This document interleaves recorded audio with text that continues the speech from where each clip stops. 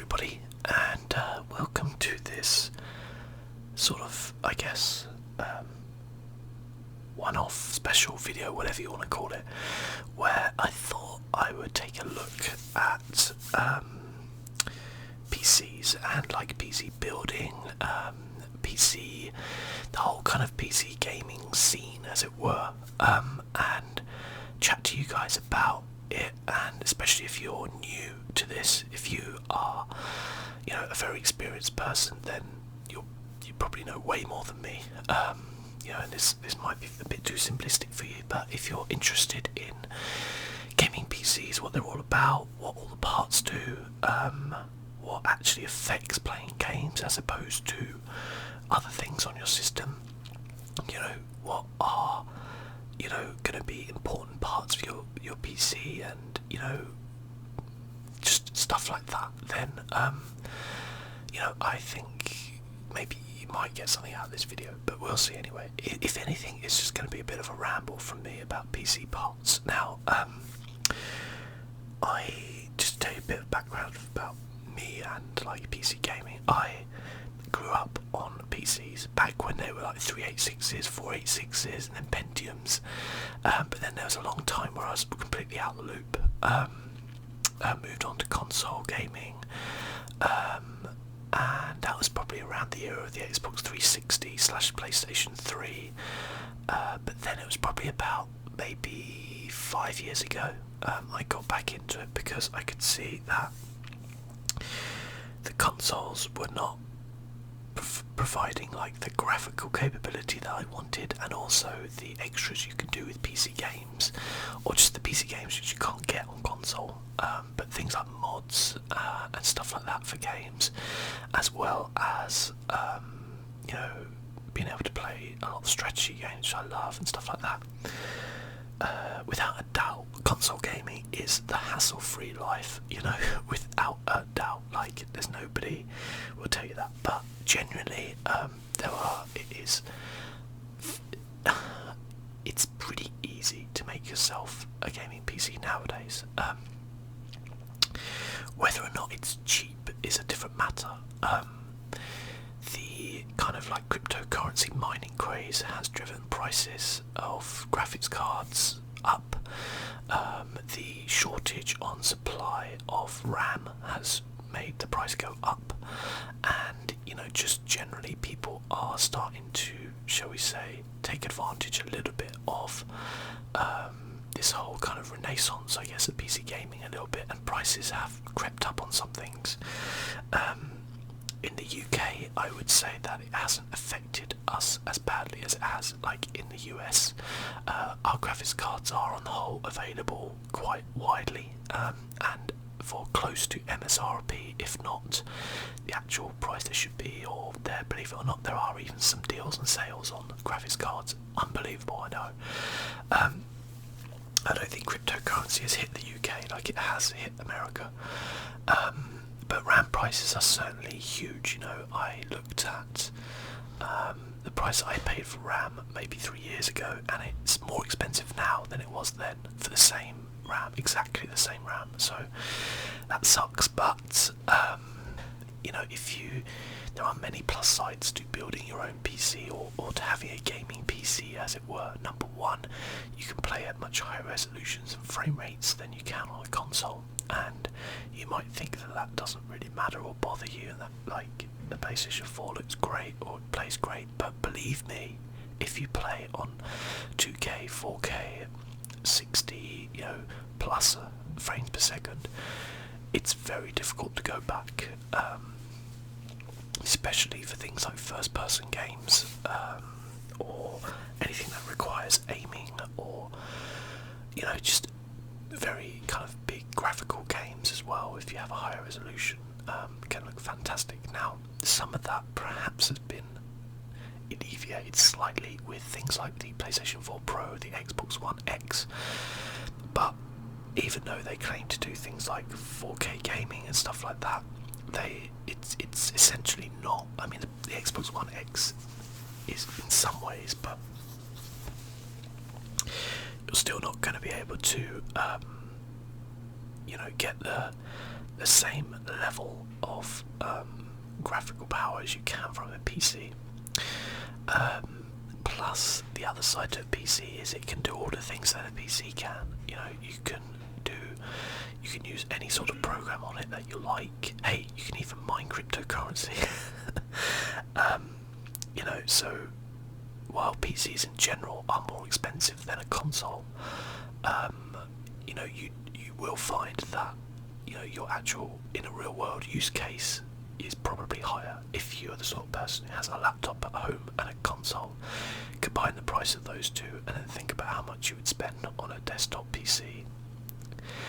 Obviously you lose a bit of portability of the laptop or things like that, but you know, it's, when you look at it through that way, it's not actually as pricey as people think.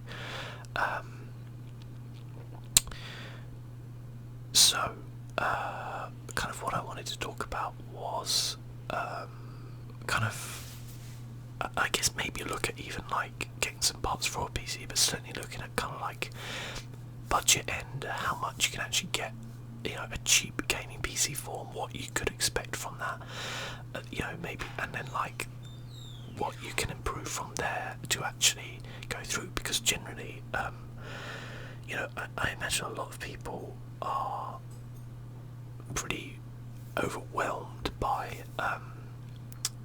PCs in general, but they're really just adult Lego. Like, that's the way a lot of people describe them. They have components, those components fit together, and then you turn it on and it works.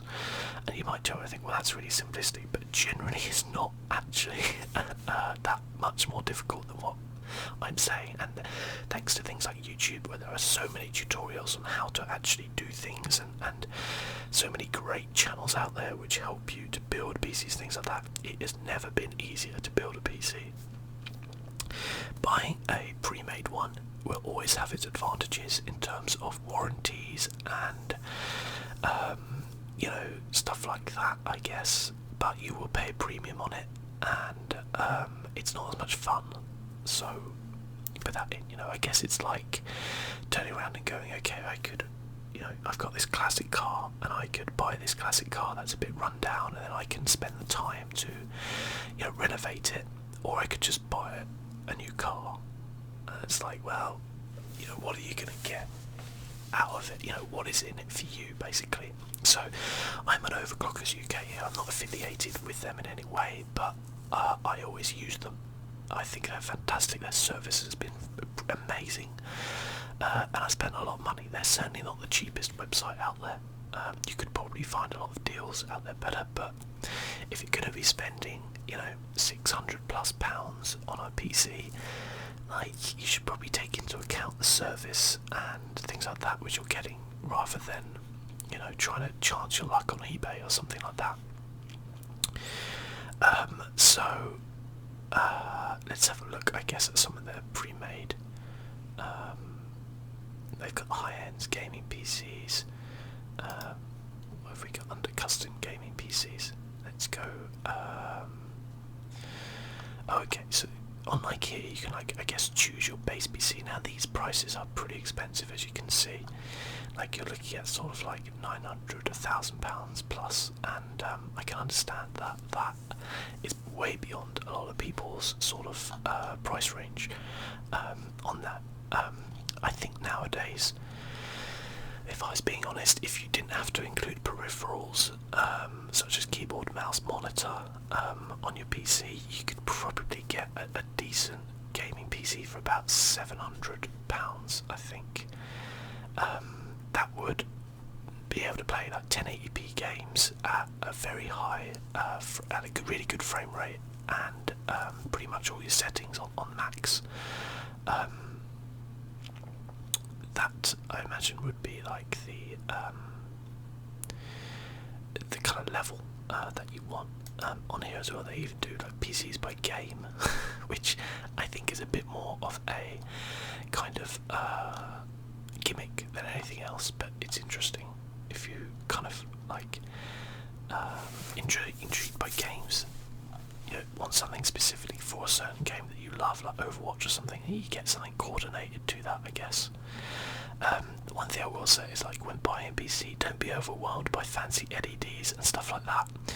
Often, like, you can buy an LED kit for like 20 quid or something like that, which will do the trick, and people will try and bump the price up and stuff just because of that. So like, you know, be aware that that is a thing. I guess that can happen. So I guess like systems can be expensive. For example, there's some fairly cheap ones. You've got like a CS:GO kind of PC here, 624 quid. It's pretty low powered, to be completely honest with you, but you know, if you were just looking to jump in, you know, you could get something a little bit better. I think I would imagine like the 50 quid more you spent on this would be a lot better, as you get an i5 and 16 gigabytes of RAM and a 1050 for that price. I imagine it would be a bit more for the 1060 as opposed to this. So I was up to 16 gigabytes. So imagine that price is for 8. But yeah, there's some good options, I guess. You can kind of like configure it and add extra things in that you want. You can add in extra memory and stuff like that, and I'll talk about what all of those things do, and your graphics card and stuff like that. But if you wanted to start off from scratch and like totally build your own PC, what sort of things would you need?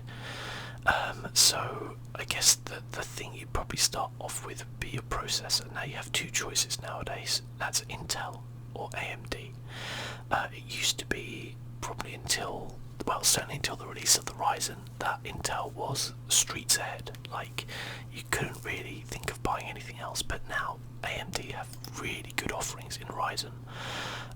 The Ryzen 3, 5 and 7 are all very, very competitively priced and very, very good. So yeah, you know, like a Ryzen 5, £158 is really good. You compare that to probably its equivalent, which is not an i5 or something like that. It's closer to £200. It's difficult to say which one I would go for. I've always had Intel, but then again, every time I've brought a CPU, there's never been a reasonable AMD equivalent. Ryzen is really good, and people like rave about it a lot, but I do sometimes feel like there's not as much compatibility or options for motherboards and things like that at the minute out there as there is with Intel. Like, Intel still seems to be the market leader in terms of that, but you do pay a slight premium, I guess, for that. In terms of like the Ryzen and Intel, you have kind of like three basic models. You have the Ryzen 3, the 5, the 7. The Intel, you have the i3, the i5 and the i7, kind of equivalent D-type things. Ryzen Threadripper, don't worry about, you're not going to be able to afford it probably. And it's not worth it, trust me, for gaming. It's, well, debatable, but anyway. So yeah, you have like an i3, i5, i7. Generally, if you're going for gaming, you'd probably want to go for an i5. The i3 is not really it's a little bit underpowered. The basic difference between all of them is the number of like threads and kind of processes they have to go through. So the i7, it just has like, it's not necessarily faster, but it has more channels for it to compute data, shall we say, in a very, very simplistic way. And therefore the i7 is really, really good if you do things like video editing or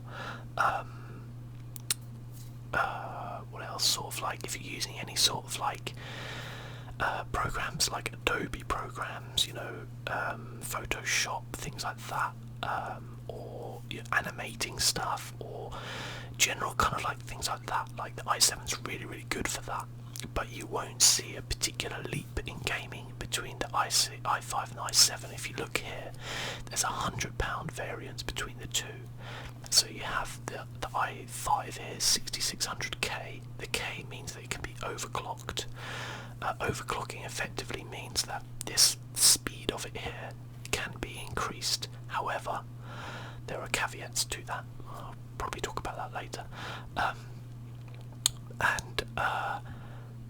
Yeah, and so you can see it's only slightly faster. But like, if you were somebody who was interested in doing like video editing and processing and stuff like that, or streaming and things like that, an i7's probably a better option for you. I would imagine the same with the Ryzen. I'm not completely up to date on kind of Ryzen and what's good and what's not, but I'd imagine there's probably a similar sort of thing where the Ryzen 5 is probably the sweet spot for gaming, and the 7 is probably more aimed at people who, I mean, there's nothing wrong with gaming on it. You will probably see a slight improvement, but it would be negligible for the £100 extra or so you're going to be paying on it. So yeah, it's just something to kind of think about there. There's nothing really wrong with the old AMDs, but I generally wouldn't bother with them. I'd stick with a Ryzen. You'll probably see some good deals in them, but like, the Ryzen is streets ahead, from what everyone says. Yeah, so I believe, yes, I have the i7 6600K, 6700K currently in my PC as well, and it's very good. I can recommend it, but it's perhaps a little bit overkill for what I do. I don't do that much editing on stuff, so it's yeah, it's a little bit overkill. We have things like the i7 8700K, which is like the latest one, the Coffee Lake. That top end one's like 350 quid. So as you can imagine, you know, as that's just a small little chip, that prices go up. Now, what you need next is a motherboard to plug your PC CPU chip into. The CPU chip, if you think about it, is like the brain of your computer. Essentially, everything will go through that. Yeah, so it's pretty vital you pair the right CPU for what you're doing, because you can easily drastically overpay for what you're doing. If you're just going for a pure gaming thing, you know, you can easily go back and get one of the like lower end i5s, especially if it's an i5 like something K, and you can overclock it then or something like that, and it will be a really good like CPU for your gaming, and you will probably never even get close to throttling it. Throttling would be where the two main things which control your PC in terms of gaming is your graphics card and your CPU, and if one is way more powerful than the other, like, it holds the other one back, if that makes sense. So you want to have a good balance between the two of them, but as I said, like an i5 or probably a Ryzen 5 is never going to be a problem currently for you, I would imagine, in PC games, unless you're into really intense, like, I want to play 4K or the whistles and bells type thing. But yeah, so probably something around an i5 6700K. Let's add it to the basket and see what we can build here. So next up, you're going to want a motherboard for it to plug into. Now, you have to make sure you pair it up with the right motherboard. And you might think, oh god, that's like so many different motherboards, it's very difficult. But if you look here, like especially on websites like this, they tell you what chipset is. So you would go to your CPU, you would have a look, and you would see the socket is LGA 1151 Skylake, and then LGA 1151 up, but then you have the Z270, the Z370. I believe this would be a Z370. Let me just have a check. There's a Z170. How about that? I was wrong. Now, if you're thinking like, oh my god, this is like really intense and like I'd get this wrong and all kind of stuff like that, well, let me introduce you to another website here. You can close. Go away pop-ups. Okay, let me introduce you to another website called PC Part Picker. This is fantastic because what this does is, say I wanted to choose my CPU. So we obviously went for the i5 6700K. So let's just narrow it down to Intel. Was it the 6700? 6600, sorry. 6600K, this one here. It tells you not only like some information about it, it tells you the general retail price, 199, which is what we're paying. So once you do that, when you choose a motherboard, it will tell you whether or not that motherboard is compatible. So first off, let's find a motherboard we want to get. So when you're building a motherboard, when you're getting a motherboard, not building one, but when you're building a PC, there's a few things to think of with the motherboard. They come in different sizes. Yeah, I know, as if it wasn't confusing enough. Well, so if we go for the, what was it, the Z170 chipset, yeah, then we have like some options. So you have like ATX motherboards, that's the size, which is like the standard motherboard size. That is kind of like your the bread and butter motherboard. Basically, some people would go for a micro ATX if they're building like a very small form factor PC, and there are kind of like other sizes which come along, mini ITX, micro ITX, stuff like that, which I can imagine is probably a bit confusing, but generally just a normal ATX motherboard is what you want. And then a lot of them will come along and say like gaming and stuff like this, and it's all fancy, malarkey and stuff like that, but generally on the whole you're going to be looking to pay around 100 to 150 quid for a motherboard, a decent one. If you wanted to go for something really big, high end, you can pay more. And what the motherboard gives you, if for example, let's click on one that's actually in stock, shall we? Sure, this one's on sale, so brilliant, 40% off. So what do they give you? What do all these things mean? So it's a Skylake 6th gen, which is for the processor we got. DDR4, that's the type of RAM. We'll come into RAM later. 3 PCIe times 16. So these are the PCIe here. They allow you to plug things into them, essentially like graphics cards, probably being the main one. Having 3 of them is good. Having more than 3 is better. So sometimes when you buy a better motherboard, you might get more of them, but it's not essential. Generally, most people only have one graphics card, and maybe they use a PCIe for something else. I use one for a capture card, for example.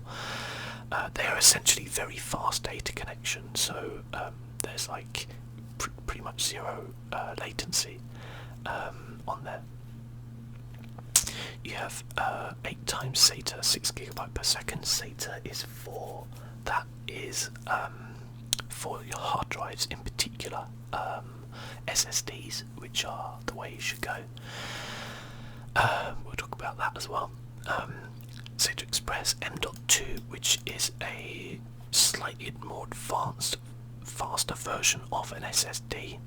So you have your hard disk drive, which are mechanical disk drives. There's actually like parts in there which move, which record and write data, which obviously slows it down. An SSD is more like a big kind of like flash drive or something, and so it's a lot faster.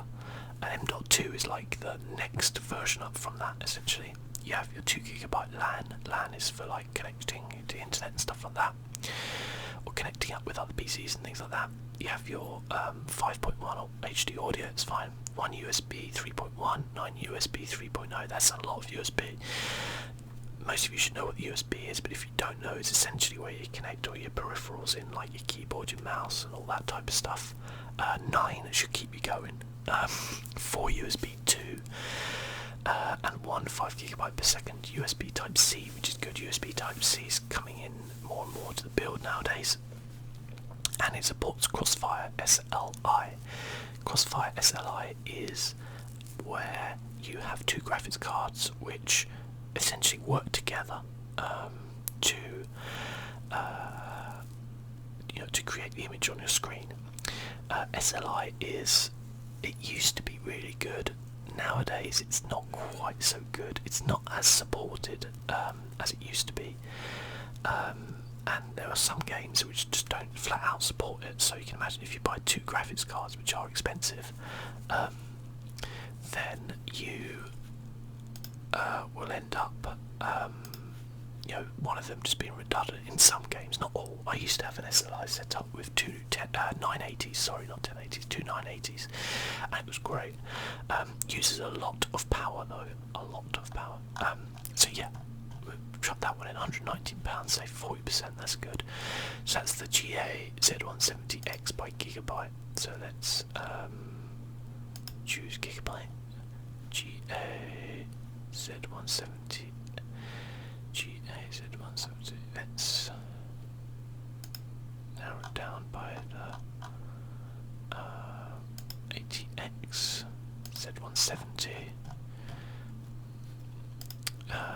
Gaming 7. They'll often say things like, there we go. They'll often say things like Gaming 7. Now also interesting, that tells you there that it's got a maximum of 64 gigabytes of RAM. It will have 4 RAM slots in there. Go on there, you can just see them there. That's where you put your RAM in there, and of course it has its garish gaming colours on it as well, which may not be to your liking, but that seems like a pretty good deal on a decent motherboard there. So even if you didn't like the colour, I would probably live with it for what you're getting there. Okay, now if there was okay, so see details.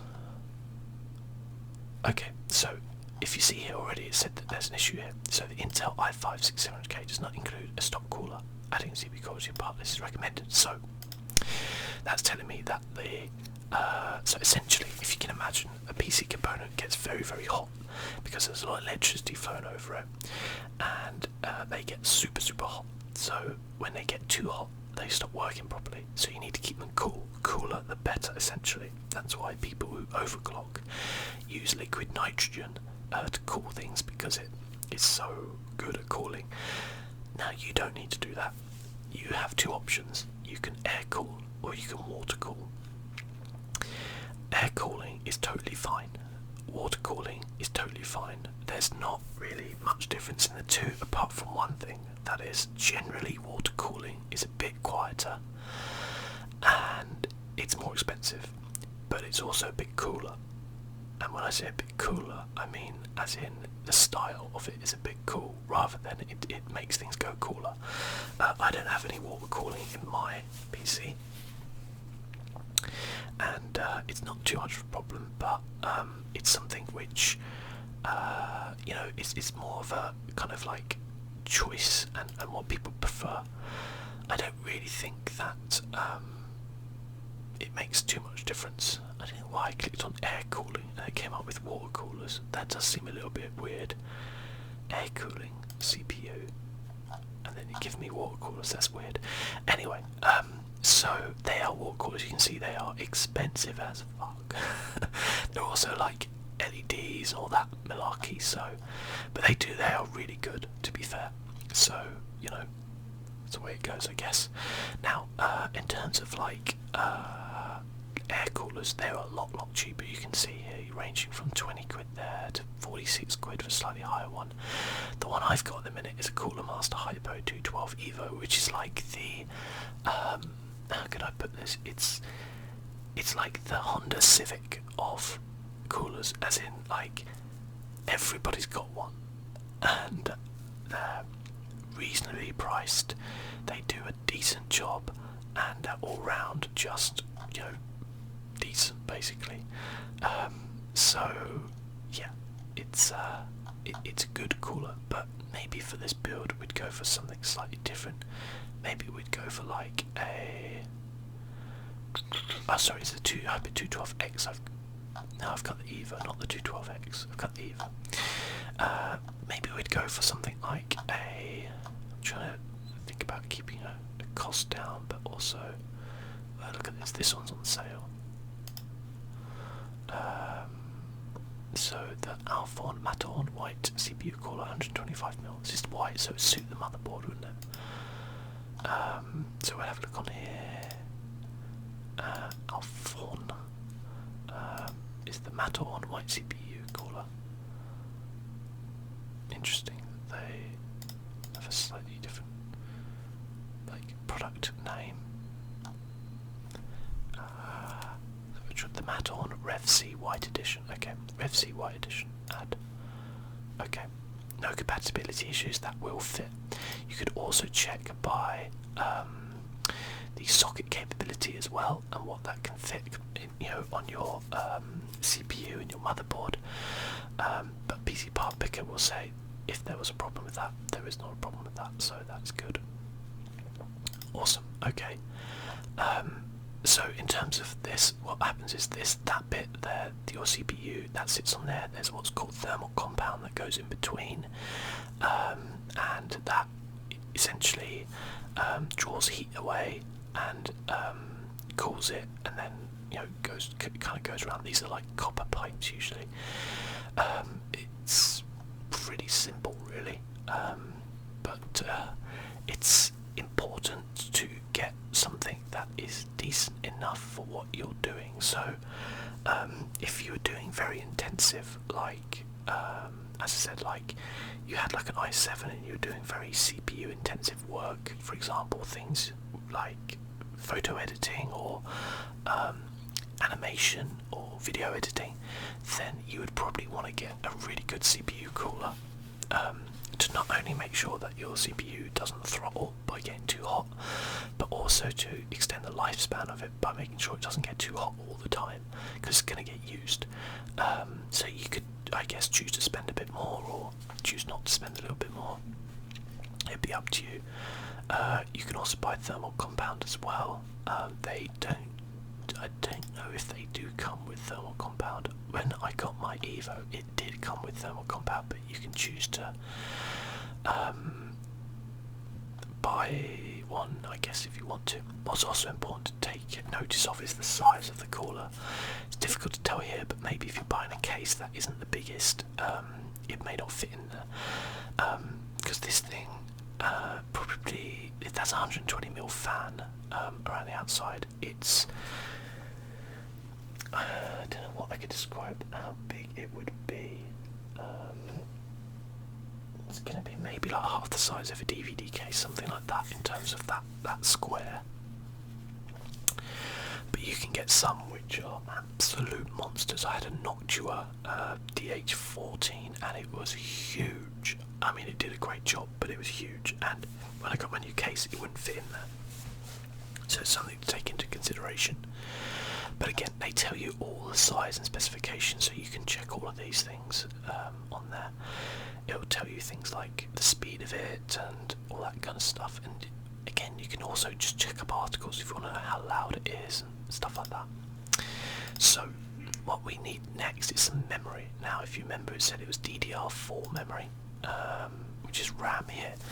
Now, typically for PCs, 8GB is the minimum you would want for a gaming PC, but nowadays more and more games are, I wouldn't say needing more, but certainly, like, it doesn't hurt to go for 16, but the price of the price of 16 is so expensive nowadays. Like, so for example, it's 200 quid just for RAM nowadays, for 16GB essentially, which I think when I brought mine 16GB, which was a HyperX DDR4, I think it was like 3,000, something like that. So essentially what you have here are megahertz. That's the speed of the RAM. The higher it is, the faster it is.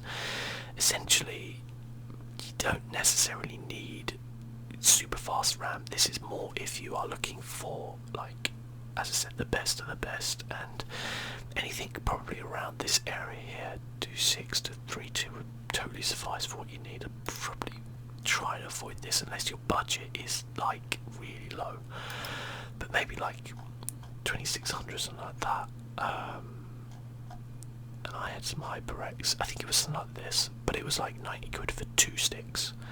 So bear that in mind. That's expensive. Now,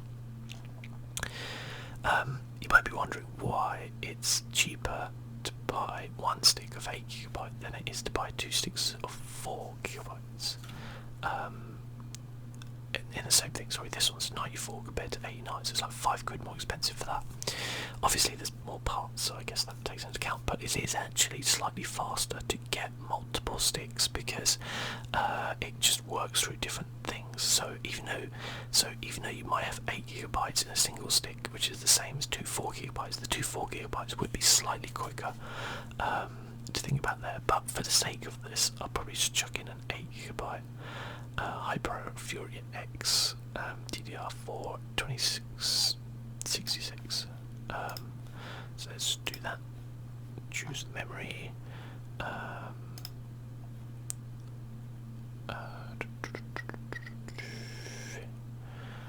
Why do you not have? Oh, it's because it's under Kingston. Is it? Kingston is like the brand. 2666. That was what we had with the HyperX Fury. We had 1.8. What did I go for? 1.8 gigabyte stick. Yeah, 1.8 gigabyte stick. I don't know if the prices are going to come down, but you know, I guess that's the way it goes. Kingston Fury Black 8 gigabyte. Doesn't really have that, does it? So let's just see. Kingston Fury X. We got it slightly cheaper than that, I guess, but that's the way it goes. So this is your 8 gigabytes of RAM. As I said, that's kind of a minimum that you would want. This gaming PC so far is shaping up to probably be something capable, so far anyway, of running games on pretty good settings, maybe even at like 2K, but you know, we'll see. So the next thing on the list here is storage. So obviously you need something to store all your data on and stuff like that, and as I said before, you have like hard disk drives and you have like solid state drives. So hard disk drives, something like this you would use for if you were going to have like a lot of information. So if you wanted something to back up, like, you know, photos, videos, all that type of things. If you're doing recordings like I do, I put all of that onto my like my mechanical disk drive, because the thing is, this is way cheaper than what an SSD is in terms of the amount of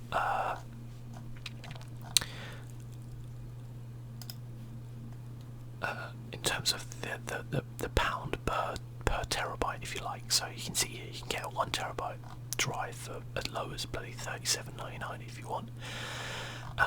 In fact, we'll add that in. Let's add the Seagate 1 terabyte Barracuda. Seagate. What is it called? It's the ST1000 DMO10. That one. They got it cheaper there, 33 quid.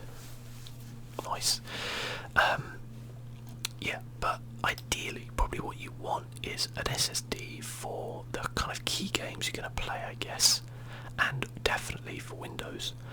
And SSDs kind of vary in price, so if you're looking at key games as well as Windows, you're probably going to want like 100 plus gigabytes for Windows, and then you're going to want probably at least another 200 gigabytes or so for the games you play. So you're probably going to want something around 300 to 400 gigabytes. Realistically, this is kind of like a very mid-range, like gaming PC, I'd say, that we'd be building right now. So let's have a look. So we've got the price there, low to high. So these are kind of like 240, which I'd guess would be around the minimum of what you would kind of have. Maybe we'll add this Crucial for 275. I've used them before, they're generally pretty good. Samsung's are pretty good too. But yeah, 100%, like the biggest thing you could upgrade on even your laptop, if you can do, because a lot of laptops support SSD upgrades now, is get an SSD. It will make everything run so much quicker. Not necessarily you'll get more frames on your game, but loading screens, Windows as a whole, like boot up, start up, 100%, any editing and stuff like that you do, make sure you do it on an SSD. It's so much quicker. It really is. So let's add that there. You can see that's the SSD SATA 6GB gigabytes per second. Remember our motherboard said that was what it supported. You could get like a M.2 as well. These things, they're absolutely tiny compared to what you see there. An M.2 technically is quicker, but maybe you want the extra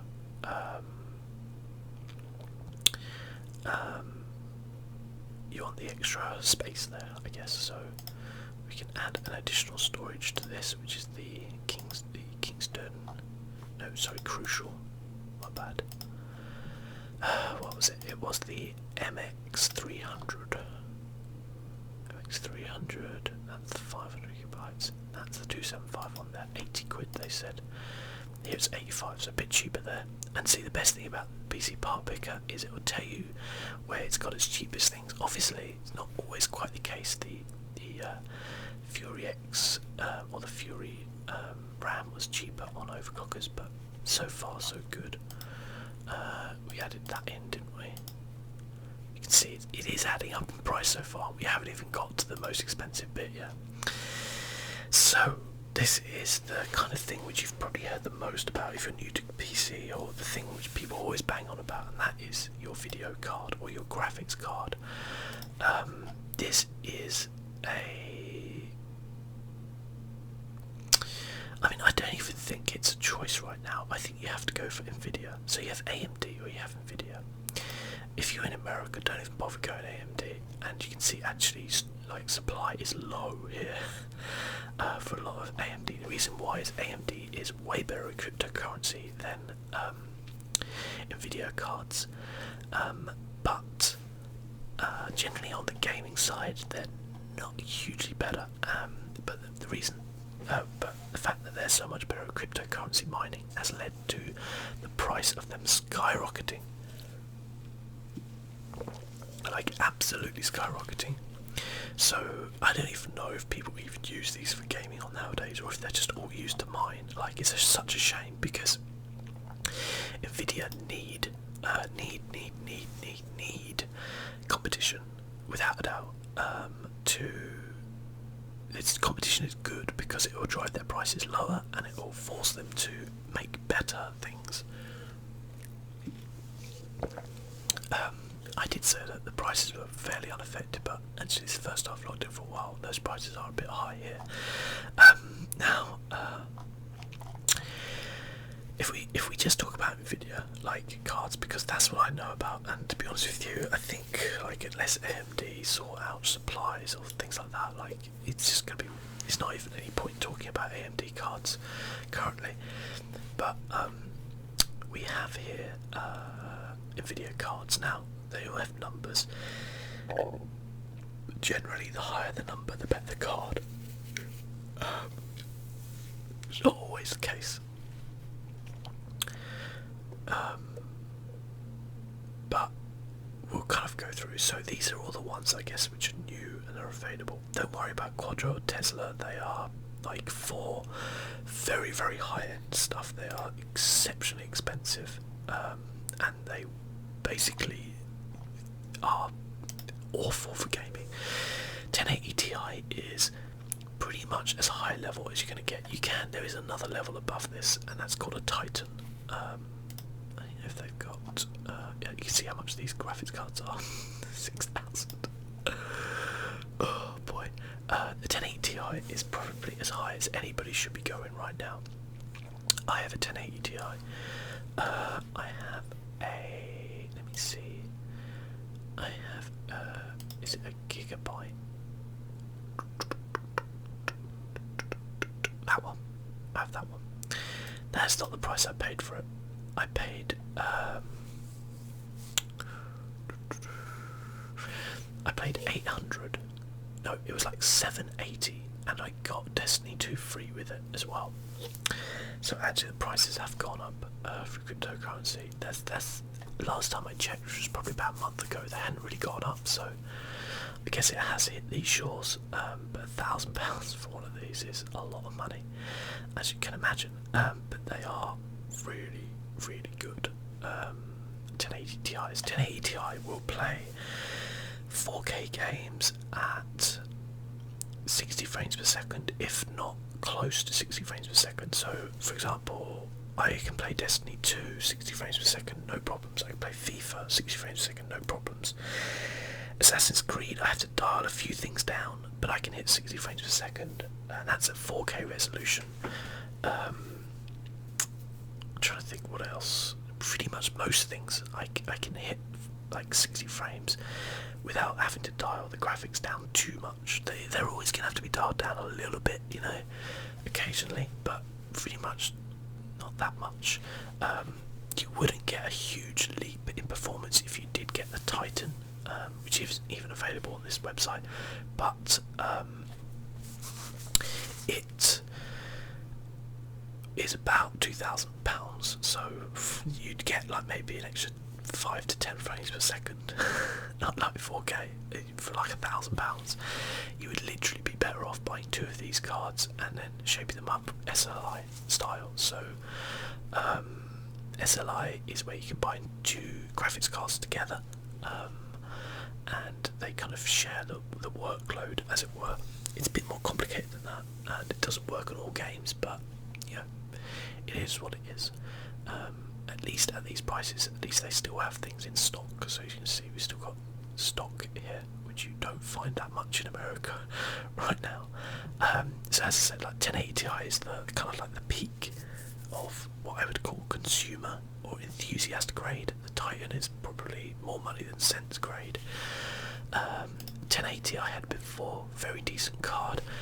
Won't be able to hit your 60 frames per second at 4K on really high settings, but certainly at 2K I was running things at 2K with and hitting like 140 frames per second with everything dialed up with a 1080. Like, it's a really good card.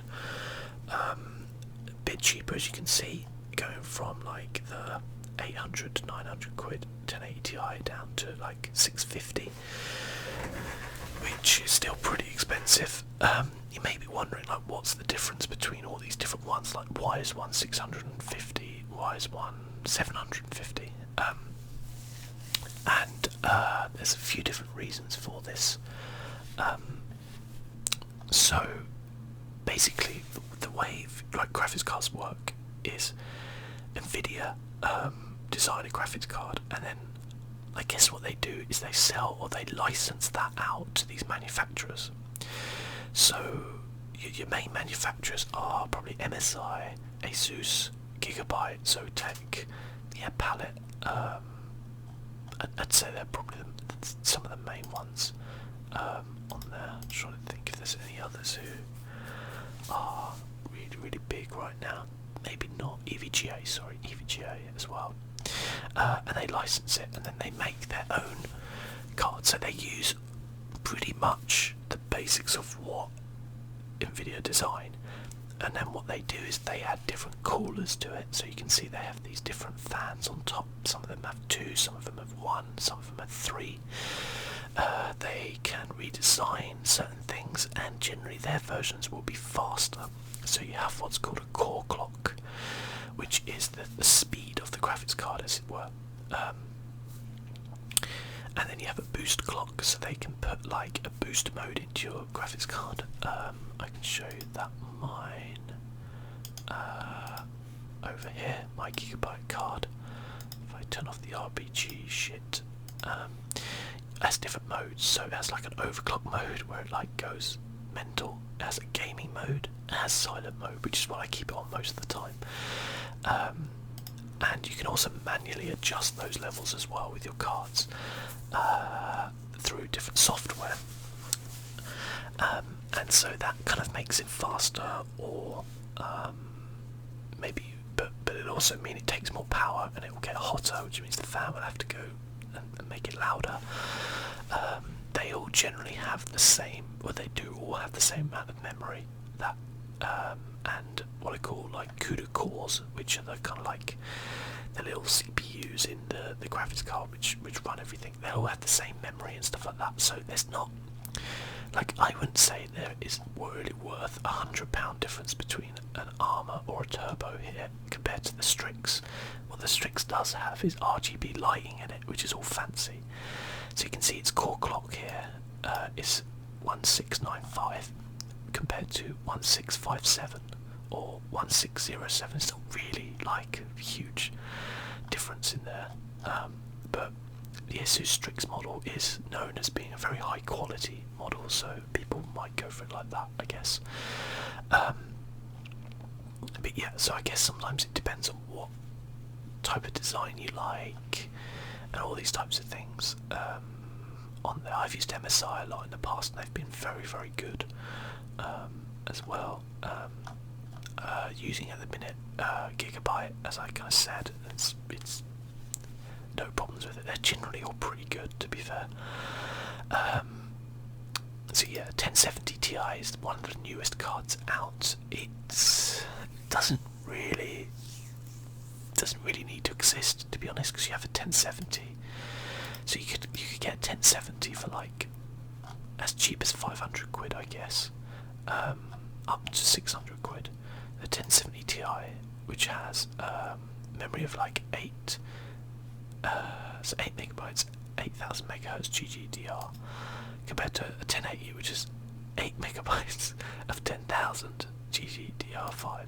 So it's slightly faster memory than 1080, but it's like, what's this, 650 quid. The 1070 Ti is like 650 quid, 600. It's like, it doesn't make any sense. That's why I said, like, Nvidia really needs a competition, because they're just rinsing people, I think, who don't really know too much about stuff. But the 1070 Ti is there, I guess. I don't think you're going to get much performance difference between a 1080 and a 1070. A bit more on the 1080, obviously, but like the 1070 doesn't need to. The 1070 Ti doesn't need to exist. The 1070 is a really good card. I'd say it's your kind of like slightly high mid-range card. Would probably get 2K out of it. Maybe struggle to hit 60 frames per second with like everything turned up, but certainly if you played around with the settings or games and things like that, you could get 60 frames per second quite comfortably at like 2K resolution. So that's 1440p resolution, and generally a pretty good card.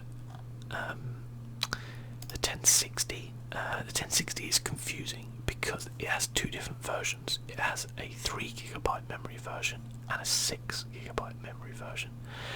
So that can be a little bit confusing if you suddenly see like a price jump. So these ones here for like 30 quid more or like 50 quid more, you're getting double the memory. I kind of understand what they're trying to do. They're trying to offer people choices, I guess, but it does kind of seem a little bit like redundant, really. If it's like a 30 to 50 pound difference, you should go for the 6 GB. Again, slightly slower than like 1070, which is like 8, slightly slower, so they just get slightly slower as you go down. If you wanted a machine which was going to be playing really high level, like everything turned up, 1080p quality, like, you know, dialed in, and you might be thinking, well, hang on a minute, my PlayStation will play Assassin's Creed at 1080p, like, what's the problem there? Why should I spend what is nearly the price of a PlayStation on the graphics card for that? Well, yes, your PlayStation plays Assassin's Creed at 1080p. It also plays at 30 frames per second. This would probably do 60. And also PC version will have way more graphics options turned up, so it will look way better than your PlayStation version will. Trust me, I've played both. It does look way better. Still looks really nice on PlayStation, don't get me wrong. I've only played it on the Pro though, but like, it will run and look better on PC. That is a fact, unfortunately. Well, not unfortunately if you are a PC gamer. So yeah, I guess if we're going for a kind of a very kind of mid-range build, we would probably go for a 1060. I'd probably go for the 6 GB version, and probably the Armour is a decent card. That's kind of like MSI's low-end range of it. It's not bad at all in any way. I'd probably be tempted to go with that. So that already puts us up to 900 quid. Yeah. but that's MSI GTX 1060. MSI GTX 1060, 6GB. It's the Armour. What Armour is it? It's the GeForce Armour 6G OC. 6G OC. And how much is it? $329. Well, it's more expensive. I guess probably this one though, isn't it? More expensive there than it's showing here. Yeah, you could easily. Apologies, my phone going off. You could easily get like a 1050, which again would run really at 1080p nicely. It would way cheaper. There'd be no problem with that if you really wanted to get into. They have a 1050 Ti, which is slightly faster. I'd definitely recommend that over the 1050. But again, like I understand that like price is a problem for some people, but the 1050 is a good, decent card. The kind of caveat which you can get, I wouldn't probably bother with a 1030 to be honest. But again, if you really were into PC games, like you loved your strategy games, stuff like that, you didn't mind having the settings dialed down a bit, then sure, go for it. As you start to kind of like go down, these cards are like really old. I don't even know this card, 23 quid, yeah. You do have the entire 9 series, which came before, like 980s, 980 Ti's, things like that, which you can get second hand, which are a cheaper option. I saw 980 Ti's going for between 250 and 300 quid on eBay, and that is probably the equivalent to like a 10, maybe it's in between a 1066 GB, a 1070. So you know there are options there, second hand, but we're obviously choosing to build this on second hand, I guess. So at the minute, L compatibility seems to be fine. Okay, that's interesting. Just told me there that the motherboard M.2 slot shares bandwidth with the SATA Express port. When the M.2 is populated, one SATA Express port is disabled. How interesting. Okay, so up next we want a case. Okay, so if we get a case, if you remember, we got an ATX motherboard, so we're going to need either a mid or full tower. We won't be able to get the really small ones because it wouldn't fit. I'd probably go for a mid tower, because like a full tower is like fucking huge. And here, I guess again, this is totally down to price and preference, but there's a few things to consider when buying a case. The first one is, does it have RGB? I'm joking, that's not the first thing. The first thing is to consider is probably airflow. So the main aim of a case is to keep all your components together and also to provide a flow of air, steady air going through the case. It does that by generally having fans at the front which push air in, and then a fan at the back, sometimes on top, which push air out. So it sucks in cold air, pushes out warm air. Okay, that's the way it works. Some cases are way better at it than others,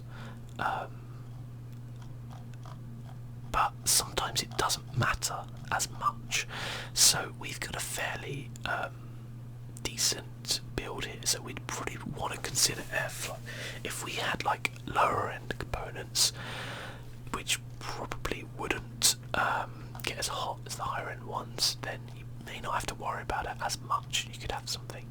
The other side to it is that generally the more fans you have, the more airflow, the more open a case is, the louder it's going to be. So some people like cases which are enclosed because they keep the noise in, basically.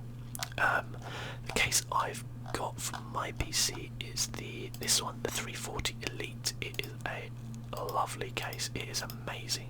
It's expensive, but the other thing to consider as well with the case is cable management and the actual building of your PC. So you have to actually build your PC in here, you know. And one of the things with that this case is really good for building a PC, and it has lots of like the back, so it has these things which allow you to clip cables into. It hides your cables nicely, and yeah, it's just a pleasure to build it. It really was. It's a fantastic case. I got it for cheaper than that. It was on sale. It was like £75 or something, I think. So yeah, generally the cheaper the case you're going for, the less optional extras like that you're going to get. But generally you should get a case which includes case fans. Don't just think about does it light up. It's not always the best, but I think something around about the £50 mark for this build would probably suffice. So I'm wondering what we can get. Oh, by the way, airflow on the case I have so far been really good. It comes with 2 fans though at the front, so I did have to purchase 2 additional ones. Sorry, at the top and at the back for exhaust, I did purchase 2 additional ones for the front to add in some extra flow. So I'm trying to think now. One of the cases I had previously was a Corsair, and it was the 200R, which is a lovely case, about £50, which is about a price. Nothing fancy in any way, shape or form, but does the job. Really nice, sort of like lots of space, lots of room for upgradability as well. These are the drive bays, so you can get loads and loads of drives in there. Therefore your like DVD drives, stuff like that, no one has them anymore, so don't worry about it, unless you want it as like a home theatre PC as well, in which case there's your option.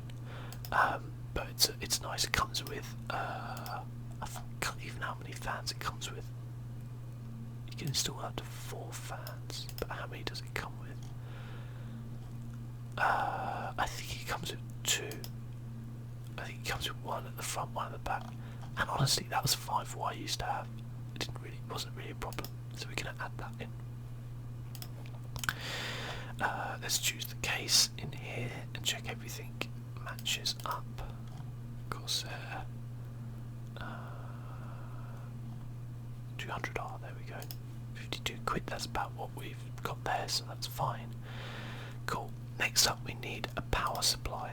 So we need to power everything, and therefore we need a power supply. Now, for what we've got, I think probably like 500 watts would be sufficient. I think this should tell us so far. There we go. So this so far is telling us that we are using 326 watts. Now you're always probably going to want to go a little bit over that, because number 1, it leaves room for expansion, and number 2, it leaves room for overclocking. Overclocking uses more power than it would normally draw. So you kind of have to bear that in mind. You can get power supplies that go all the way up to like 1,000 watts, and they're for like the mental people who just need more power. But this is something you shouldn't really skimp on. Always make sure you can get as high a rating as possible. So you see there where it says plus, bronze, silver, gold, platinum, titanium. Titanium being the best, but obviously super expensive, and usually reserved for like high wattage. We probably want like gold or maybe even a silver, something like that. But yeah, the reason why you shouldn't skimp on this is this: if your power supply screws up, this can fry everything in your system like badly. So just destroy everything and catch on fire everything. So you shouldn't skimp on it.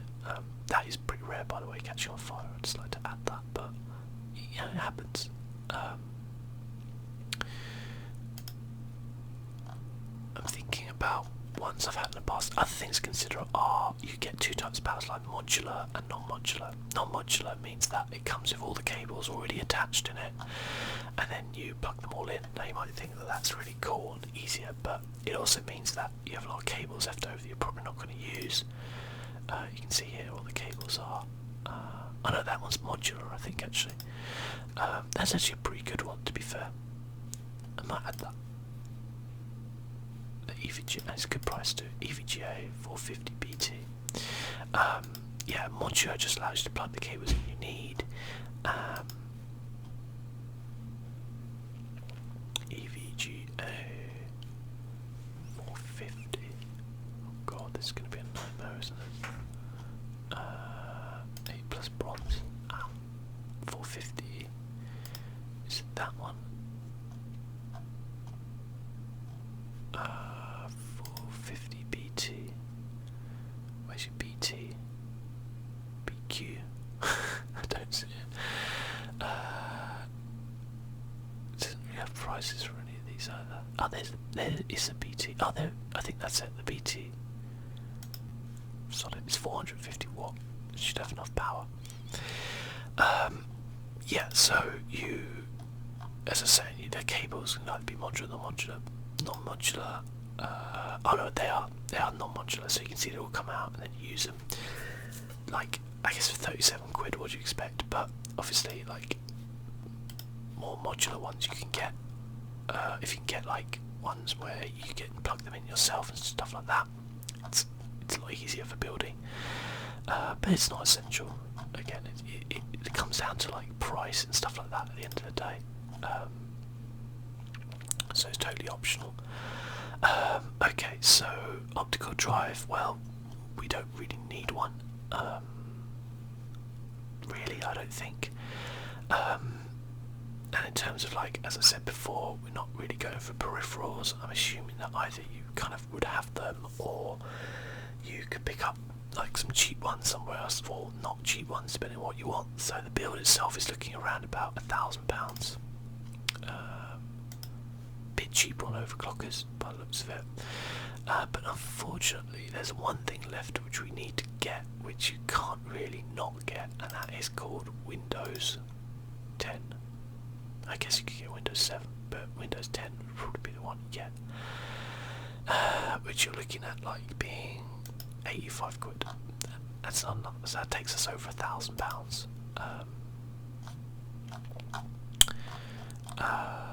Where are we? PC components.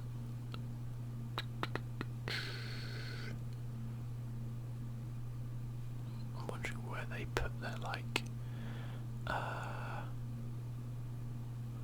Windows. Oh well, never mind. Maybe you can get a bootleg copy of Windows or something. Hey, maybe you already have Windows on an existing laptop or PC which you can then use, or something along those lines. I don't know. Do it how you want. But essentially, you're looking at about £1,000 for this PC, which would be a nice build. But it's really expensive, isn't it? As you can see. But as I said, if you kind of combine the price of, you know, if we have a look at how much that would be. So let's have a look at Intel Gaming. What did we had a Skylake, didn't we? An i5 Skylake.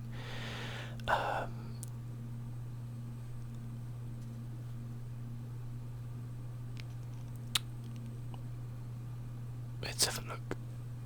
See if there's like more options on this. Okay, so if we went for like the i5, what do we had? We had the 6600K. Memory. Okay, we didn't get that much of a choice here, but we had one stick of 8 gig. Let's just go with what it got. It was a little bit faster, but it wasn't that fast, so go for a little bit slower. We had a 1 terabyte. Oh no, we had an SSD, didn't we? And it was like, we go for 240. We had a 240. Then we had a 1060, the 6 gigabyte.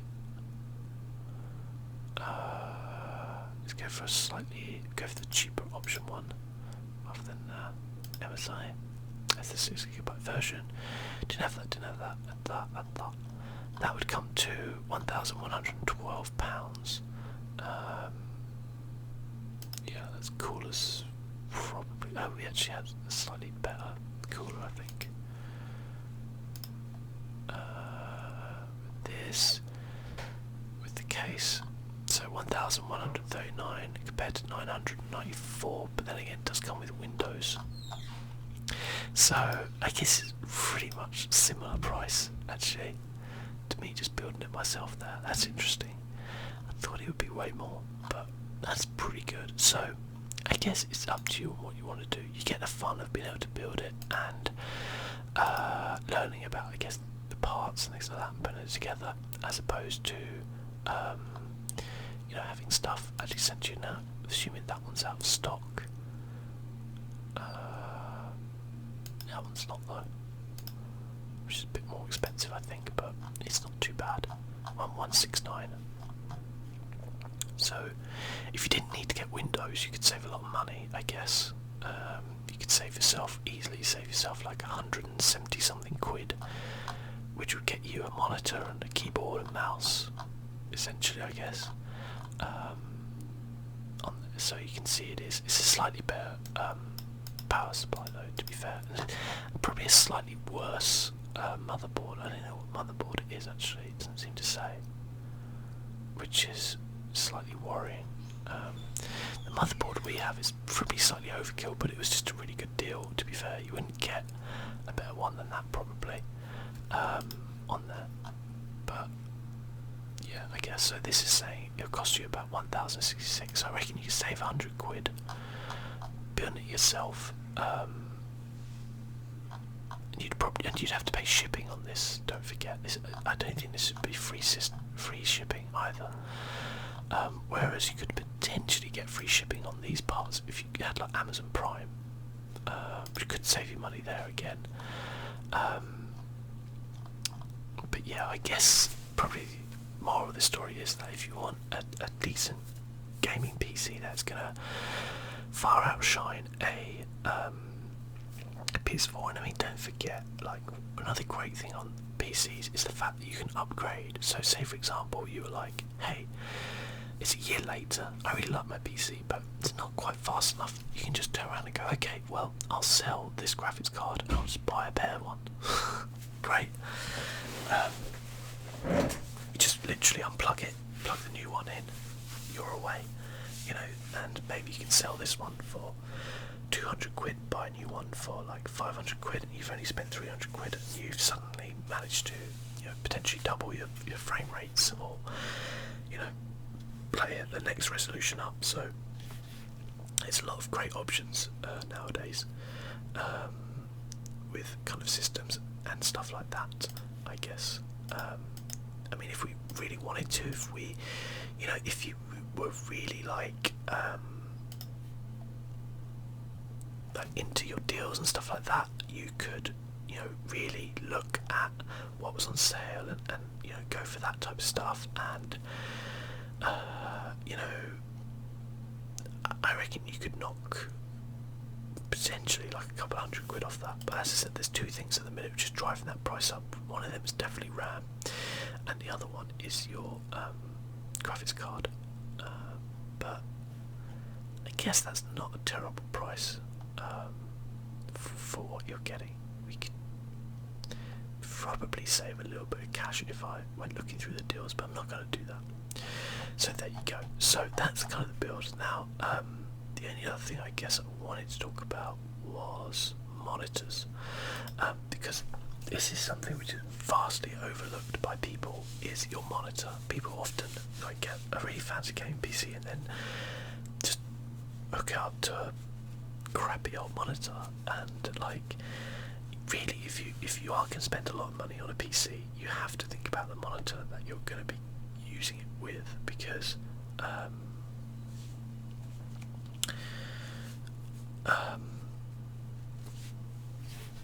it's vitally important that, you know, if to get the best out of your PC, you know, you want it to be able to look good, and if you haven't got a very good PC, then, you know, it can be a problem. Generally, I would say don't go smaller than 27 inches. I think 27 inch hits a sweet spot for gaming. You can certainly go higher than that, but I think 27. I've got a 27 inch monitor, and I think that for me is the sweet spot. I've spoken before on another video about I was using a TV which was like 40 inches, and no, I think it was 49 inches. It was 49 inches, and oh god, it nearly killed me. So bigger is not always better. contrary to what they say. So 27 inch I think is generally a good size. 24 some people go for, but I think if you're nowadays people are used to bigger displays, I think 27 is good. So if we can have a look by size, you have, there's a couple of things to look out for here. Number one, resolution. So 1920 by 1080p is your typical HD 1080p monitor. The other thing to look out for is either TN or IPS or VA. That is the type of monitor it is. TN is known for having good refresh rates, which means there's less input lag, i.e. when I move the mouse compared to where this cursor goes, there's less of it generally with a TN panel, but the colours are not as good and the viewing angles are nowhere near as good as an IPS or a VA. There's not a huge amount of difference between a VA and an IPS, but I would recommend going with an IPS unless you are a very much like Twitch hardcore gamer, because the colours are just so much better on an IPS monitor. Sometimes they will say things like 1 millisecond gaming widescreen. It's not necessarily true, by the way. That refers to the input lag of the monitor. There is many things you can look up if you are really interested to know about the input lag, stuff like that, but like it's never really been too much of an issue, personally. And so the resolution, you could either going for like 1920 by 1080p, or you're going for 2K, which is 2440 by 1660p, or you're going for 4K, which is 3880 by 2140, something like that. Anyway, that refers to the number of pixels it has. Obviously, the higher pixels, the clearer the image, if that makes sense, the sharper the image. I do recommend gaming in at least 2K if you can. I think there's a really nice jump there from 1080p that you will notice, but obviously it's down to price, isn't it? Like when you start to get up into this 2560 by 1440, sorry, there can be a bit of a jump there. You'll also see two different things sometimes, like FreeSync or G-Sync. FreeSync is with AMD graphics cards. What it does is it syncs the graphics card like refresh rate with the monitor, so you get less screen tearing. Screen tearing is where you get these like lines across and the image is slightly distorted. It can be really bad, so but generally that's not too much of an issue with VSync, which does it like via software. But again, if you are a really high Twitch gamer, or you just really take offense to it, then I recommend getting a G-Sync or a FreeSync monitor. Now FreeSync doesn't really add a premium to it, the reason being that it's not as strict in its criteria as G-Sync, G-Sync being NVIDIA, and also NVIDIA always charging you more for everything generally. So you can see most of these ones will be FreeSync down the cheaper end of the 2560 by 1440, but G-Sync is like, it does add a premium on it, it really does. I'm afraid. If we get back to monitors, we can have a look at like G-Sync monitors. So they're starting off at like 600 quid. I guess this one's pretty good actually. 359 is 29% off, but it is a TN 1920 by 1080p, although it does refresh at 240 Hz. That means that it can go up to 240 frames per second, which if you were a Twitch Counter-Strike player or like really into that sort of thing, that would be a great monitor for you. Very good refresh rate, I'd imagine, as a TN monitor. G-Sync, yeah, that's a good monitor for you if you're going for there. This is the monitor I own right now. I did get it for that price, for 500 quid. It's a really nice monitor. It's 4K, it's 3840 by 2160. I can't know if but that is what 4K resolution is. It's IPS and it has G-Sync with it. It's really, really, really nice monitor. I'm looking at it right now. It is quite expensive. Before that I had a 2K one, which was this one here, and again that's a really, really nice monitor. You might think, Phil, that one's more expensive, why did you go down in price? Because I'm not a Twitch gamer, so 165Hz is just wasted on me, and I'd rather have the higher resolution than the high frame rate. And currently they don't do 4K at any higher frame rate than, or any higher refresh rate than 60Hz. So yeah, but that's a really nice monitor as well. A really, really nice monitor.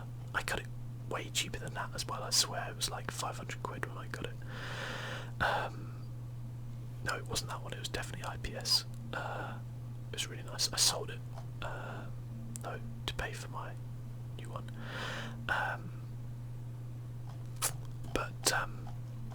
Yeah, so the G-Sync ones are insanely expensive. FreeSync will be nowhere near the price that you would be paying for that. You also get ultra wide, which are a lot like, as the name suggests, they're kind of like twice the length of normal monitors, which for gaming are fantastic, but I could never use because I wouldn't be able to record it properly. It would look weird, so I never bothered with ultra wide. Oh dear, my internet's suddenly gone down. Just as we're finishing up, so I guess that's okay. But yeah, I guess they're the things to think about. There's loads of great reviews on monitors as well, and I really advise before spending any money you do like look at monitors and stuff like that. That is an awesome looking monitor. That is not, it's slightly weird resolution, as in it's not quite 4K, it's kind of in between 2 and 4K, but G-Sync, it's curved. Oh, that is nice, but it's also the price of the PC that we just built, so bear that in mind as well. But you can get a really nice monitor for like, just like pretty, I don't know if my internet's going to be working again now, but if we went back to monitors,